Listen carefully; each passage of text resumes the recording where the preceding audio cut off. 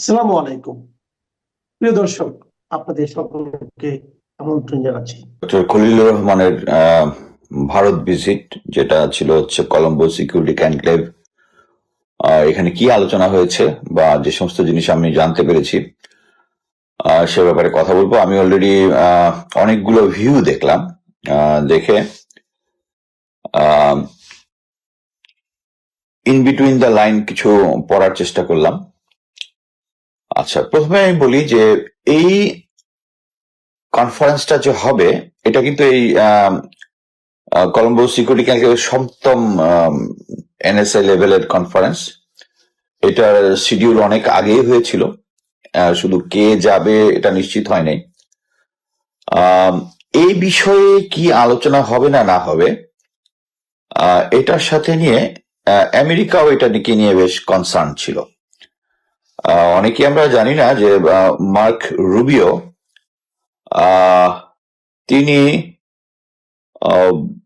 তার সাথে ডক্টর খলিলুর রহমানের অন্তত ব্যক্তিগতভাবে পর্যায়ে খাতির আছে, এবং মার্ক রুবিও যেহেতু আমেরিকার ইন্টারেস্ট দেখে এবং এ বিষয়ে ভারতের সাথে যে বর্তমানে তাদের যে একটা ক্রাইসিস চলতেছে এবং আমেরিকা অ্যাকচুয়ালি কানাডা ইউরোপ এদেরকে ইনফ্লুয়েন্স করতেছে, সেই ইনফ্লুয়েন্সে কিন্তু বেশিরভাগ ওয়েস্টের দেশেই কিন্তু ভারতের বিরুদ্ধে, ভারতের বিভিন্ন অনিয়ম এগুলো নিয়ে কথাবার্তা বলতেছে।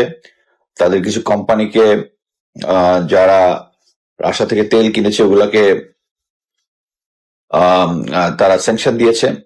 সো আমেরিকা কন্টিনিউয়াস প্রেসারে রাখার একটা পার্ট হিসাবে মার্ক রুবিওর সাথে অ্যাকচুয়ালি ডক্টর খলিলুর রহমান এবং ডিপার্টমেন্ট অফ জাস্টিস ইউএস তারা একসাথে কাজ করতেছিল এবং সেট আপ করতেছিল যে এই কনফারেন্সে কি কি আলাপ হবে। এইটাই আমি দেখলাম বাকি যারা ইনফরমেশন দিয়েছে এটার সাথে একটু এডিশনাল, এই জন্য এইটাই প্রথমে বললাম। ফার্স্টে আমরা যেটা জানি যে কূটনীতির ভাষায় যে আগে অ্যাপ্রোচ করে তার রিকোয়ারমেন্ট, তার দায়টা বেশি। আমরা দেখলাম 5ই আগস্টের বাস্তবতা ভারত মেনে নেয় নাই। তারা বিভিন্ন এম্বাসির অংশ বন্ধ করেছে, ভিসা বন্ধ করে দিয়েছে, ব্লা চতুর্দিক দিয়ে সে বোঝানোর চেষ্টা করছে যে বাংলাদেশ এই গভর্নমেন্টটা যেহেতু একটা ইন্ট্রিম গভর্নমেন্ট এবং এটাকে সে দুর্বল করতে পারবে, সেই দুর্বল করার নিয়তে এই জিনিসগুলো করেছিল যাতে নেগোসিয়েটিং টেবিলে তাদেরকে বসানো যায়। But professor Yunus, doctor Khalilur Rahman, যদিও মাঝখানে জনাব তৌহিদ, আমাদের যে পররাষ্ট্র উপদেষ্টা, উনি ভারতীয় এজেন্ট, এতে কোনোই ডাউট নাই। উনি এটা বারবার বলতে হয়, কারণ হচ্ছে আমাদের একটা জিনিস বারবার না বলে মাথার মধ্যে ঢুকে না। এক হচ্ছে উনি জাতিসংঘে গিয়ে বলেছিল না যে আফগানিস্তানের মেয়েদের রাইট এগুলা নিয়ে, এগুলো আমাদের কনসার্ন না, ভারতের কনসার্ন। এর আগে উনি অনেক জায়গায় পাকিস্তান বাংলাদেশে এসেছে সম্পর্কটা উন্নয়ন করার জন্য। পাকিস্তানের সাথে আমাদের সম্পর্ক উন্নয়ন হইলে ভারত আমাদেরকে আটটু মাইপা চলবে। আমি অলরেডি একটা জিনিস দিয়েছি, যে একটা জিনিস খেয়াল করেন, তারা আগে অ্যাপ্রোচ করেছে নাম্বার 1। তারপর হচ্ছে যখন এই কনফারেন্সটার জন্য খলিলুর রহমান রওনা দিবেন, এই মুহূর্তে ভারতীয় বিজনেস ভিসা যেটা বন্ধ ছিল এটা ওপেন করে দিছে। তার মানে হচ্ছে যখন খলিলুর রহমান ভারতে পৌঁছবেন তখন উনি জানবেন যে ভারত অলরেডি, এইগুলোই হচ্ছে যে ভারত যে এখন একটু সফট ভাবে আছে এবং সে অলরেডি ভারতের অ্যাকচুয়ালি যে ফরেন পলিসিটা এটা এত বেশি ফ্লাকচুয়েট করে, তারা আমেরিকার সাথে জোটে যায় আবার রাশিয়ার সাথেও করে, যেটা তাদের থেকে সবচেয়ে বেস্ট ফায়দা লুটা যাবে। বাট এই ফায়দা লুটতে লুটতে লুটতে সবাইকে খেপাই দিচ্ছে সে। এই জন্যই তার আশেপাশের কোনোটা দেশের প্রতিবেশীর সাথে তার খাতির নাই। এখন হচ্ছে যে ডক্টর খলিলুর রহমান ওখানে গিয়ে কি বললেন, আমি যেটা জানতে পেরেছি যে প্রাথমিকভাবে এটা ভারতও জানে যে এই মুহূর্তে যে শেখ হাসিনা এবং আওয়ামী দোসর যারা আছে এবং আমাদের 6 জন জেনারেল পালিয়ে ওখানে আছে, এই জিনিসগুলোর অ্যাকচুয়ালি কূটনৈতিক ভাষায় তাদের অ্যান্সার কোনোটাই নাই, কিন্তু জোর করে সে কি বলে কূটনৈতিক ভাষায় এটা ডিনায়াল ভাবে প্রেশার দিচ্ছে। বাট এই মুহূর্তে ডক্টর খলিল রহমান তাদেরকে এটা নিয়ে ক্লিয়ারলি জানাইতে বলছে যে তারা একটা উদাহরণ দিয়েছে যে দালাই লামাকে কি বলে, এবং এটা দেখলাম কয়েকটা ইয়াতেও আসছে, তাদের কয়েকটা থিঙ্ক ট্যাঙ্কের বক্তব্যতে, যে দালাই লামাকে তো তারা চায়না এত বড় একটা রাজনৈতিক শক্তি, তারপর তাদের প্রেসারে দেয় নাই। দালাই লামা তো কোনো কোর্টের কনভিক্টেড না, সে তো তার উপরে তো 1,500 লোকের খুন করার ইলজাম ছিল না। তো এটার সাথে এটা মিলাইলে হবে না।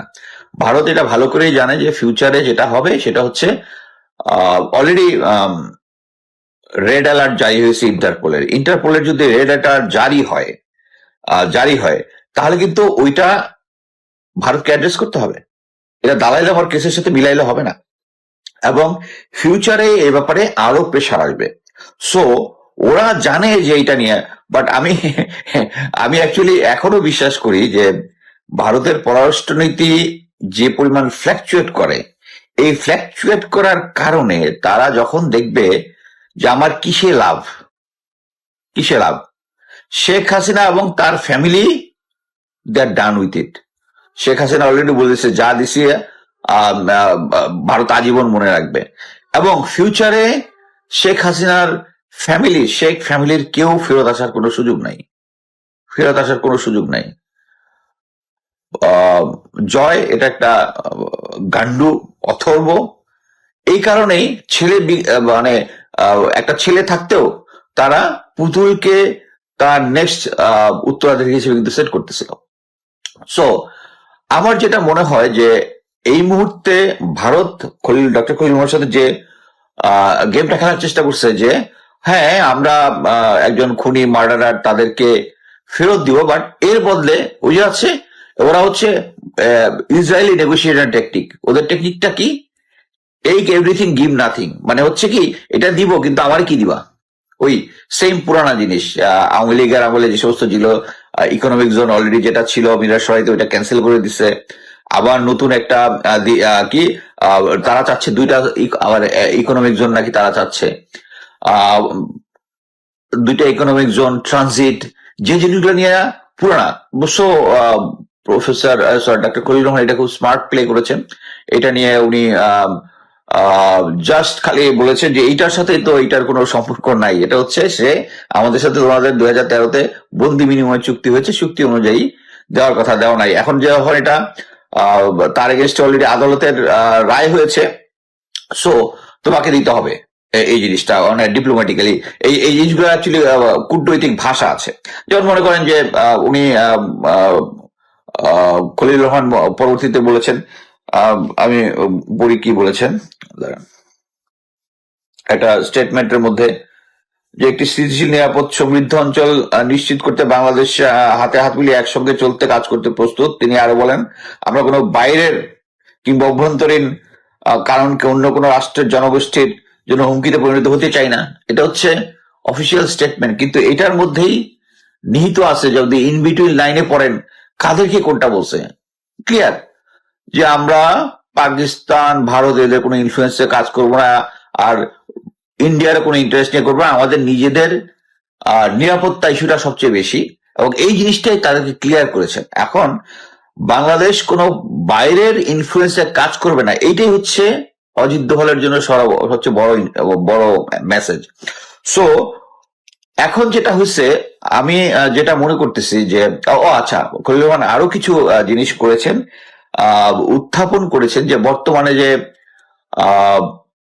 তারা এই এত লোকজনকে আওয়ামী লোকজনকে দিয়েছে, তারা কিভাবে দেশে পাসপোর্ট ছাড়া গিয়েছে, তারপরেও তাদেরকে ভারতের ভিতরে ঢুকতে দিয়েছে, জেনারেলরা চলে গেছে, এই জিনিসগুলোতে ফিউচারে ডিপ্লোম্যাটিক প্রেশার আরো বাড়ানো হবে, এই ধরনের জিনিসটা ভারতকে জানান দিয়েছেন। এবং ফিউচারে তারাও জানে যে যখন এটা কি বলে ইন্টারপোল থেকে আসবে, আরো প্রেশার আসবে ফিউচারে।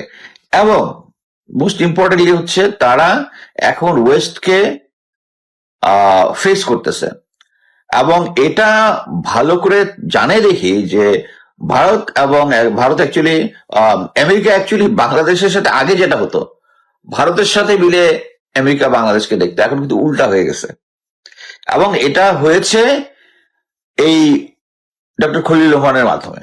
এখন ডক্টর খলিল রহমান দীর্ঘদিন জাতিসংঘে কাজ করেছে। ইভেন এই যে অ্যান্থনিও গুতরাস, তার সাথে কিন্তু তার ব্যক্তিগত খাতির ব্যবহার করে প্রফেসর ইউনূস তার নিজের এবং ডক্টর খলিল রহমানের ব্যক্তিগত ইউএন এ তারা একসাথে চাকরি করেছেন, ওইটা খাতিরটাকে লাগিয়েই কিন্তু উনি তাদেরকে বাংলাদেশে নিয়ে এসছেন। এরপর আমার একটু নোটটা দেখে নিই। আচ্ছা, এইটি হচ্ছে ইম্পর্টেন্ট যে ভারত যেরকম জানে যে আমাদের হাতে কিছু কি আছে এবং তাদের হাতে কি আছে। সো এই সিচুয়েশনে ভারত এর আগে প্রতিবারই খুব স্ট্রংলি 5ই আগস্টের পর থেকে খুব স্ট্রংলি বাংলাদেশকে হ্যান্ডেল করতে গেছিল, কিন্তু পারেনি। প্রফেসর ইউনূস প্রতিটাতেই প্রথমেই এসে বলে দিয়েছে যে 7 সিস্টার নিয়ে কথা বলেছে, যেটা নিয়ে একটা তোলপাড় তুলে গেছে। এবং ভারত পাকিস্তানের সাথে যেন আমাদের রিলেশনটা ভালো না হয়, এটা নিয়ে তারা উদ্যোগ দিয়েছে। ও আরেকটা জিনিস, চায়না যে বাংলাদেশে একটা ড্রোন ম্যানুফ্যাকচারিং প্ল্যান্ট বানাবে এবং ওখানে আমাদের লালমনিরহাট যে এই কি বলে এয়ারপোর্টটা হবে, এটা নিয়ে উদ্যোগ জানাইছে। ডক্টর খলিল রহমান বলে দিচ্ছে যে বাংলাদেশের নিরাপত্তা নিশ্চিত করা এটা ইজ আওয়ার কনসার্ন, এবং এটা নিশ্চিত করতে আমাদের যাহা করার তারাই করব। এবং একটা জিনিস বলি যে ডক্টর খলিল রহমান খুব স্মার্ট প্লে করতেছেন। স্মার্ট প্লেটা এরকম, উনি কিন্তু চায়নাতেও কিন্তু নাম্বার অফ টাইম ভিজিট করেছেন, আমেরিকার সাথেও, আমেরিকার ডিপার্টমেন্ট অফ জাস্টিসের সাথে কাজ করেছেন, মার্ক রুবিওর সাথে কাজ করেছেন, অ্যান্থনিও গুতেরেসের সাথে কাজ করেছেন। এই সমস্ত প্রেশার একসাথে মিলে, এবং আমি বলি চায়নাও কিন্তু ভালো মতো জানে যে প্রফেসর ইউনূসের ডক্টর খলিল রহমানের স্ট্রেংথটা কোত্থেকে আসছে। বাংলাদেশ অবশ্যই তার একটা স্ট্রেংথ, কিন্তু বাংলাদেশের স্ট্রেংথ এই মুহূর্তে যেহেতু আমেরিকা তাকে ব্যাক দিচ্ছে, এই কারণেই আরেকটা জিনিস বলি, এই কারণেই ইন্ডিয়া বেশি কনসার্ন। এবং এই কারণেই ইন্ডিয়ার থিঙ্ক ট্যাঙ্ক গুলা, বিভিন্ন ইন্ডিয়ান ডিফেন্স জার্নাল, ওই ইন্ডিয়ার কতগুলা গর্ধব কতগুলা অফিসার আছে, কি মেজর গৌরব ওর সামথিং, এমন একটা ভাব নিয়ে বলবে যে বাংলাদেশকে তুলিবাই উড়াই দিবে। কিন্তু রিয়েলিটি হচ্ছে তাদেরকে ওই জিনিসগুলো আমলে নিতে হচ্ছে। এবং বাংলাদেশের একটা ইম্পর্টেন্ট জিনিস বললো যে বাংলাদেশ আমেরিকা, এই ক্রেডিটটা আমি প্রফেসর ইউনূসকে বেশি দিব, যে আমেরিকাকে ম্যানেজ করতেছে, এট দ্য সেম টাইম চায়নাকেও ম্যানেজ করতেছে। চায়না এখানে ড্রোন বানাবে, এখানে এয়ারপোর্ট করবে, at the same time America বাংলাদেশকে ইম্পর্টেন্স দিচ্ছে। এই দুইয়ের ব্যালেন্সের মধ্যে পড়ে ইন্ডিয়া এখন কনসার্ন। সো এই মুহূর্তে যেটা হচ্ছে, তারা শেখ হাসিনাকে দিবে না এই কথাটা বলে নাই, এবং বর্তমানে ফিউচারে দিতেও পারে এরকম একটা ডিপ্লোম্যাটিক কলা কৌশল ব্যবহার করেছে। আমার ধারণা যে ভারত অ্যাকচুয়ালি অপেক্ষা করবে ফেব্রুয়ারিতে নির্বাচনটা হয় কিনা। যদি হয়, তখন বাংলাদেশের সরকার কারা গঠন করবে, এটার জন্য তারা অপেক্ষা করতেছে। সো তখন তারা ডিসিশন নিবে। এবং এই মুহূর্তে তাদের যে থিঙ্ক ট্যাঙ্ক, অন্যান্য ইয়ারা খুব স্ট্রংলি বলতেছে আমরা কোনো শেখ হাসিনা অলরেডি, আমি কয়েকটা ইন্ডিয়ান থিঙ্ক ট্যাঙ্ক ডিফেন্স কতগুলো ইয়া দেখলাম, তাদের পোস্ট দেখলাম, তারা বলতেছে শেখ হাসিনা হচ্ছে নির্বাচিত সরকার, গণতন্ত্রের মাদার ফাদার, এরকম টাইপ। সে ভারতের একটা আকৃতি বন্ধু, ভারতের 7 সিস্টার শান্তির জন্য তার এই অবদান, সেই অবদান, তাকে কখনোই ইন্ডিয়ার হাতে, বাংলাদেশের হাতে তুলে দিবে না, ব্লা ব্লা ব্লা ব্লা ব্লা। সেখানে আবার ওই দালাই লামার স্টোরিটা আবার বলছে যে দালাই লামাকে ইয়া করছে, বাট দালাই লামার সাথে এই স্টোরি এখানে মিলাইলে হবে না। এটার সাথে আন্তর্জাতিক যে প্রেশারটা, কি বলে, ইন্টারপোলের যে প্রেশারটা আস্তে আস্তে এটা এসকেলেট হবে, ওইটাকে সামাল দিতে গিয়ে অ্যাকচুয়ালি তাদেরকে এখন একটা ব্যালেন্সিং ইয়াতে আসতে হবে। তারা অলরেডি এর আগে, আমি বলবো মাস 4-5 আগে দিল্লিতে একটা কনফারেন্স তারা করেছিল, জাস্ট এই প্রেজেন্ট সিচুয়েশন যে সমস্ত নেইবারদের সাথে যে তার খারাপ সম্পর্কটা হচ্ছে, বাংলাদেশের সাথে এখন এরকম সিচুয়েশন, তাদের করণীয় কি? তাদের এই করণীয়তেই একটা ছিল যে তাদেরকে কোনো একটা মধ্যপন্থা অবলম্বন করতে হবে। আমার ধারণা এই বাংলাদেশের সাথে সম্পর্কটা এখন তারা উন্নয়ন করতে চাচ্ছে, এবং ফিউচারে আমি অনেক আগেই বলেছিলাম যে ওরা নিজেদের স্বার্থে যখন শেষ হয়ে গেছে, এখন তারা এইটুকু বুঝতে পেরেছে যে অ্যাটলিস্ট আওয়ামী লীগ নিয়ে তাদের কোনো ফিউচার নাই। আমার ধারণা আমরা শেখ হাসিনাকে পেয়েও যেতে পারি, আমি বিশ্বাস করি। কারণ ভারতের পররাষ্ট্রনীতি বলে হচ্ছে তারা তাদের প্রতিবেশীরা তাদের নিজের স্বার্থের জন্য ব্যবহার করবে। শেখ হাসিনার সাথে আর কোনো ফিউচার স্বার্থ নাই। অ্যাটলিস্ট আগামী 15-20 বছরে আওয়ামী লীগের কোনো ফিউচার নাই। এখন অভ্যন্তরীণ ভাবে যারা থিঙ্ক ট্যাঙ্ক আছে, আওয়ামী লীগের থিঙ্ক ট্যাঙ্ক আছে, জেনারেল ওয়াকার আছে, তারা যতই ইনক্লুসিভ ইলেকশন ব্লা ব্লা ব্লা বলুক, এটা যে বাস্তবতা না, বাস্তবতা হচ্ছে ফিউচার। সো এখন ভারত যেটা করবে সেটা হচ্ছে ফিউচারে যে সরকার গঠন করে, সেই গঠন করার পরে ওই সরকারের সাথে যে তার সম্পর্কটা কি হবে, এটার পরে তারা ডিসিশনটা নিবে। সো আমি মনে করি যে ডক্টর খলিলুর রহমান অ্যাকচুয়ালি ওখানে স্মার্ট প্লে করেছেন। এটার মধ্যে আপনি দেখবেন অনেকে এটার অনেক রং ফিডব্যাক দিতে পারে যে অ্যাকচুয়ালি খলিলুর রহমান একটু নতজানু হয়ে কথা বলেছে, এই হয়ে কথা বলেছে। That's all bullshit. আমাকে অ্যাকচুয়ালি ইনবক্সে অনেকে এরকম সবক দেওয়ার চেষ্টা করেছে। বাট আমার ধারণা যে ডক্টর খলিলুর রহমান ঠিক লাইনে আগাচ্ছে, এবং এই কারণেই এটা হচ্ছে সবচেয়ে ক্লিয়ার ওই আমাদের শেরেবাংলা একে ফজলুল হকের কথাটা। যারা দেখবেন দাদারা যাদের প্রশংসা করতেছে, তাহলে আমার যদি প্রশংসা করে তাহলে বুঝবেন আমি বিক্রি হয়ে গেছি।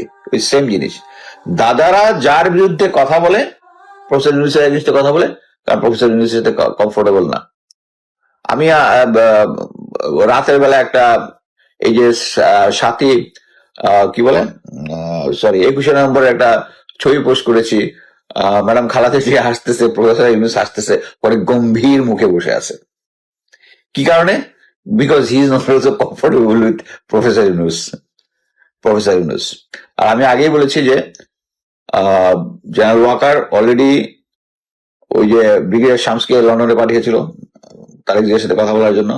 তারা একটা আন্ডারস্ট্যান্ডিং এ যাওয়ার চেষ্টা করতেছে, বিএনপি যেহেতু ক্ষমতায় আসার সম্ভাবনা বেশি তাদের মাধ্যমে, এবং সেনাবাহিনীর যারা গুম খুনের সাথে জড়িত আছে, প্লাস ফিউচারে যেন গুম খুনে জড়িত কাউকে ধরতে না পারে।